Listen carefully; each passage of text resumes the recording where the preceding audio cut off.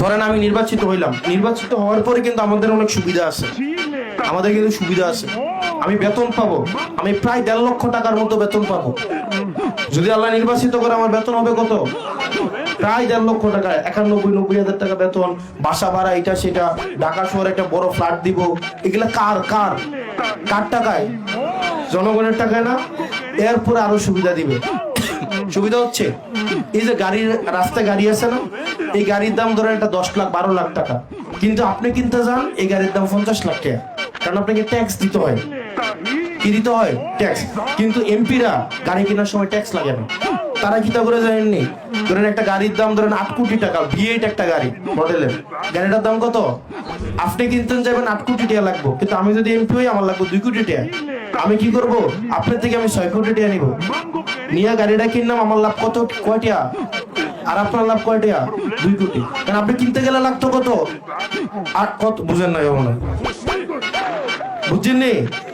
তার মানে আপনার 2 কোটি টাকা লাভ আর আমার 4 কোটি টাকা লাভ। বুঝছেন? আপনি কি আমার সংসদে পাঠান গাড়ি কিনোনের লাগিয়া? গাড়ি কিনোনের লাগিয়া আরো সুবিধা আছে এমপিরা। সুবিধা কি জানেননি? ধরেন এই যে রাস্তাঘাট হয় না, এগুলা ধরেন আমি এটা নিজে একটা কোম্পানি করতে পারবো, খুললা এগুলার টেন্ডার আমি নিতে পারবো। আমি না নিলাম, আমার আব্বার নামে খুললাম, আমার চাচার নামে খুললাম, জেডার নামে খুললাম, খুললা আমি কাজ আইবো 100 কোটি টাকা, আগে নিজে রাখবো 60 কোটি টাকা, নিজের বাপের কোম্পানি দিয়ে করাবো, তাদের কোম্পানি দিয়ে করাবো, করাইয়া ওই টাকা কই যাবে? নিজের ঘরে যাবে। আমার কি আপনি এমপি বানাইতেছেন নিজের নামে লাইসেন্স করানোর লাগিয়া? লাইসেন্স করানোর লাগিয়া নিজের নামে লাইসেন্স ডেবিট দ্বারা করছিনি? করছিনি? খোঁজ নিয়ে দেখেন করছিনি? আপনি কি চান আমি সরকার আইয়া নিজের নামে লাইসেন্স করি, কইরা নিজের নামে কাম করি?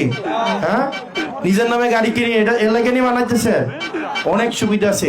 ওই যে এমপি, আমি যে একটা এমপি, বিভিন্ন জায়গায় আমার অনেক সুযোগ সুবিধা দিবে, ব্যবসা করার ক্ষেত্রে আমি অনেক সুযোগ সুবিধা পাবো। এখন এই জিনিসগুলাকে আমরা বন্ধ করে দেবো ইনশাআল্লাহ। আমরা এমপি হওয়ার পর আল্লাহ যদি তৌফিক দেয়, কোন এমপি ট্যাক্স ফ্রি গাড়ি কিনবে, এই রিচুয়াল আর বাংলাদেশে থাকবে না।